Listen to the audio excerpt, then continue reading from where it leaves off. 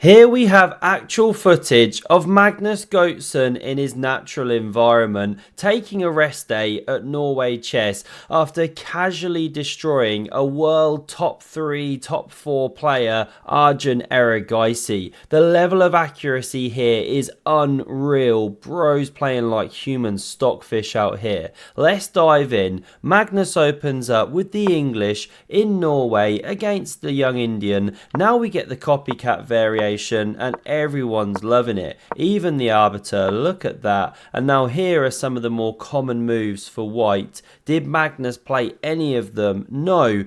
He's an international man of mystery. Never a better way to freak out your opponent than make a mysterious rook move. They'll be completely psyched out. We get knight f6 played, a3 looks to expand, and so Arjun goes to clamp down over there. Pawn d3 instead, e6, knight f3, castles, and this bishop comes streaming into the game, attacking that pawn there, so it's defended simply. Knight a4 attacks it once more, it's defended again. I mean, you just don't get the level of chess insight on any other YouTube channels. Do consider unsubscribing if you love this epic cheese. Magnus could jump in with knight b6 now, hit the rook, then pick up the bishop pair, but he doesn't want it. He goes for castles instead. Rook b8 played. Still you can hop with the knight, sit on the position, but Magnus plays a way more quirky, interesting move.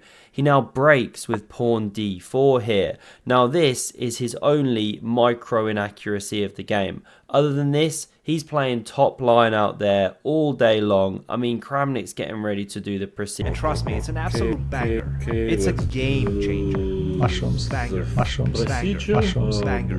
Lock. This is first what I do. Why is this a micro inaccuracy? Well, you can technically do this. Cover all bases here, sit really steady, but it's the equivalent of just camping in the corner, playing Call of Duty. Never a good idea when you're playing Magnum Warfare, Call of Duty. So we come back here. This wasn't played. Instead, we get takes. Knight recaptures.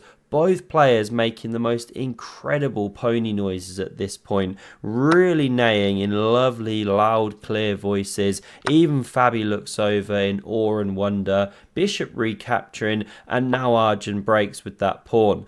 Now we see takes. Magnus doesn't blunder his knight. Excellent stuff. The rook recaptures, and this is the pressure now that Arjun's going for. So Magnus drops back, hits the rook. You could go for some crazy attacking ideas, but this is technically a better way to play. And now how many people are going pawn b4 here? Just getting the break going, marching the b pawn. Well, the problem is bishop b7, and stuff starts getting liquidated. The rooks double very, very quickly. This is so hard to win at the elite level of chess. So let's run it back. Magnus instead plays the excellent queen to a4, and it asks these very difficult questions already, because the problem is the white bishops raking across the board. Now if you go queen c7 to defend the pawn, I'm not going to show it. I'm going to show queen d8, because queen c7 runs into rook fc1. There are some tactical issues. What if you do this, trying to hold down everything?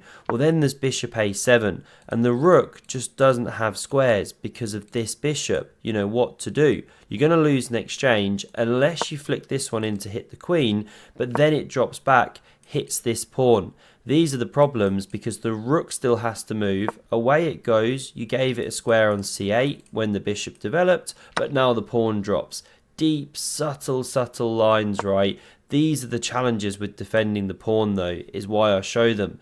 Because in the game, Arjun just jettisons that pawn with bishop b7. We get takes, queen recaptures, Magnus now goes a pawn ahead. He's ready to grind like a grandma deep into the endgame. You won't believe what's to come, but just before I show you that one, if you ever wondered about an alternative to Adobe when it comes to PDF, seriously have a listen to the sponsor of today's video. This one's unreal. It is an absolute travesty that more people people do not know about UPDF, because when you think PDF, you think Adobe, right? Wrong. This is what you should now think. Look at that price point. Absolutely insane. Coming in at about a sixth of the cost of Adobe, you would think you're losing features. No. The richness there is the same and then even superior in many of the key areas. Let's talk converting documents. UPDF's got you covered in all the standard and CSV, GIF, BNP. Does Adobe? No, it doesn't. How about compatibility? Adobe's standard PC version covers you on Windows, but not on Mac, not on iOS. With UPDF, it does. And then we come to the icing on the cake. UPDF's AI assistant here, and not only can you talk to it about images, but you can also talk to it about questions outside of just PDF.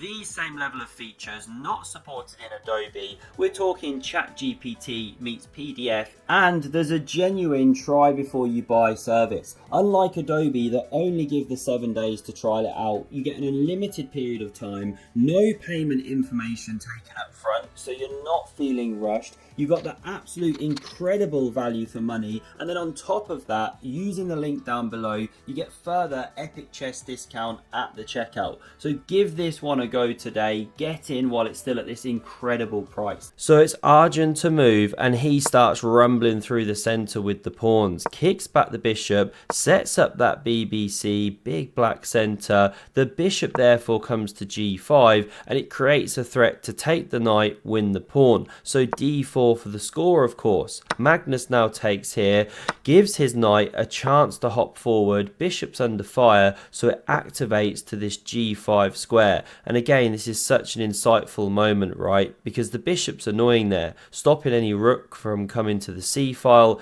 This one can't move, or the pawn's gonna drop. So how many of us already just get the pawn running like that? Well, you got a problem now. Queenie's a bit offside in Siberia, you can start harassing, and the problem is you eventually kick it to the d file, hit it once more, and you're not just hitting the queen but the knight behind twice.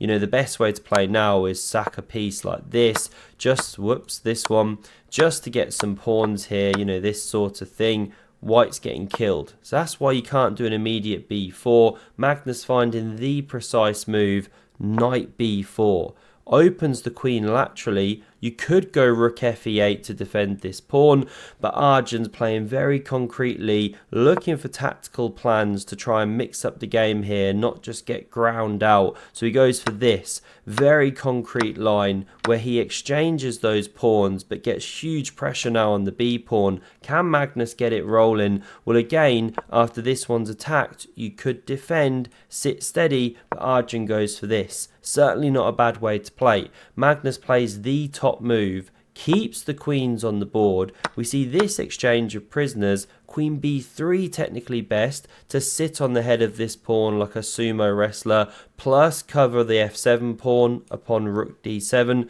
but so hard to judge that that's good.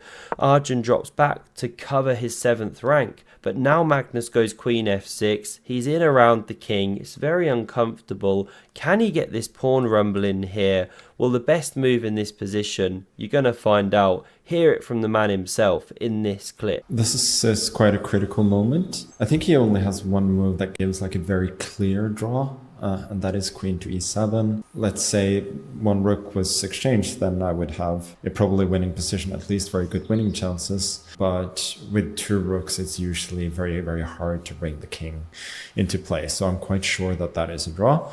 Otherwise, if I get to exchange one rook, then all potential like queen endings are usually winning for white, and also rook endings are very, very dangerous. So Arjun should get the queens off, but doesn't do it. He makes this mistake here, allows Magnus to swap a pair of rooks, giving him a favourable endgame now where the b pawn gets very dangerous. Magnus re-centralises, an absolute spider, 8 legs in every direction. b4 is now played and Arjun's under the cosh. He tries to get this one running here, pawn b5, and now another mistake, but it's so tough.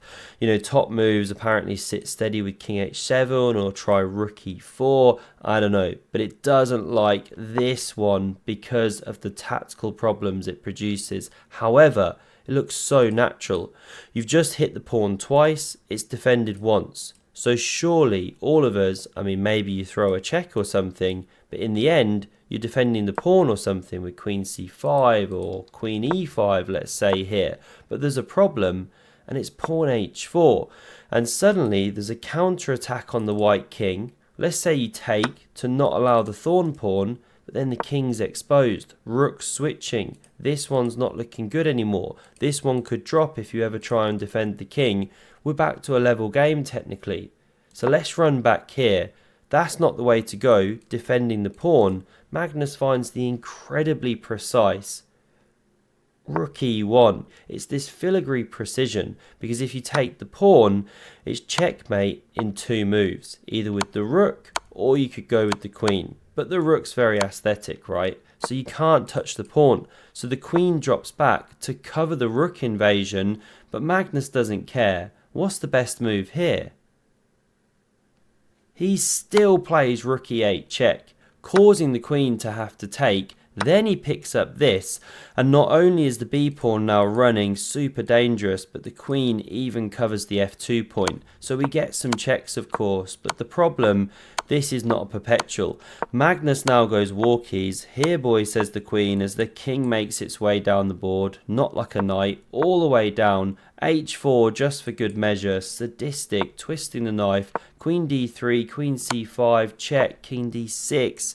And Arjun resigns the game, about to lose on time pretty much, because if you keep checking, well, here's a sample line, you know, you keep running the king basically, and you just advance the pawn any time that you stop getting checked. There was a discovery there, so the king had to go, you run the pawn, and I love this possible finish. Black keeps checking, but the white king runs all the way over, and you deliver even a checkmate. Just one sample, of course. Amazing, amazing precision from Magnus at the moment. He's in the form of his life. Hope you enjoyed this. Do check out UPDF. Incredible alternative to Adobe. So much cheaper and really good. And have a look at the video on screen if you want another epic game of chess. Cheers.